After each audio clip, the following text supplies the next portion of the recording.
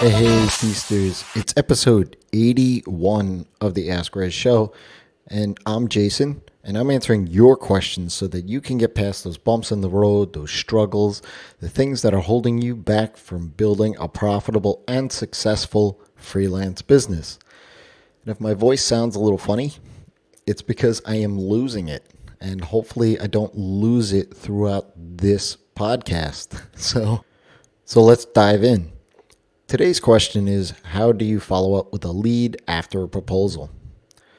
Not for nothing, this is oftentimes when things really come unglued and unraveled, right? You work hard to get to the proposal point. You work hard at positioning. You work hard at your pricing. Then you send out the proposal.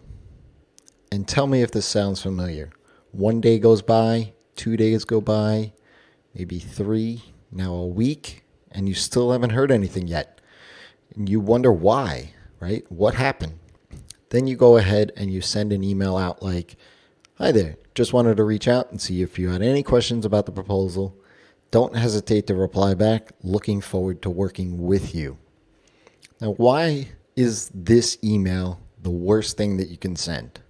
Well, this very simple email just unraveled all of the positioning that you've done up until this point.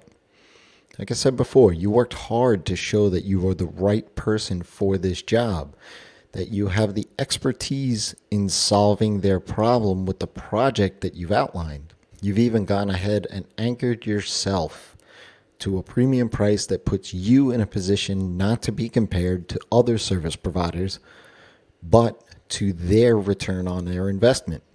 You essentially unraveled all of that by sending that email.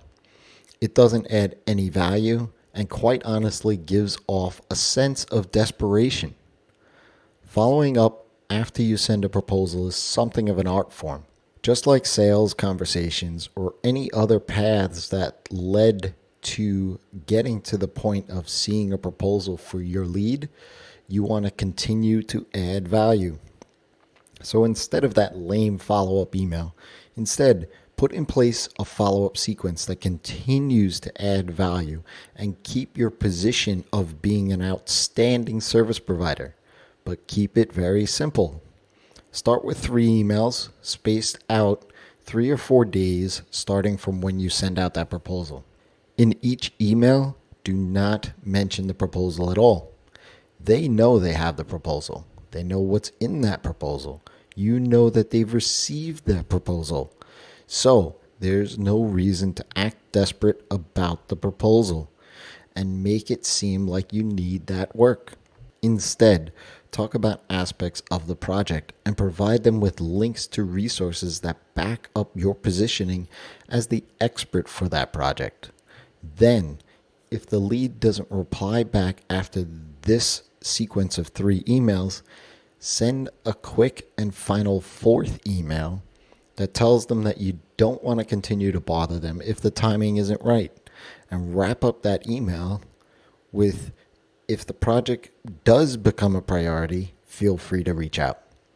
This sequence essentially gives them about a month to figure out if you're the right solution for their project. If they are serious, then it shouldn't even take that long. If a lead becomes a client or replies back during the process of that sequence, then remove them from the sequence and then log the next action accordingly. There are so many different variations of this type of follow-up. WP Elevation calls this the anti-follow-up, which I love that term. I've also heard it being referred to as the proposal positioning follow-up.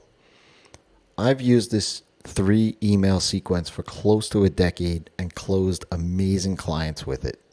Even though I didn't close every single one, some actually did come back to me later on with another project. Give this process a try with your next proposal and see how it goes. It can't hurt you at all. I mean, if you're not hearing back from them in the first place, why not provide some value and see what happens as a result? If you have a question, ask Rezzz. That's me. By leaving me a comment or an email or a tweet, and I'll be happy to answer it for you. Until next time, it's your time to live in the feast.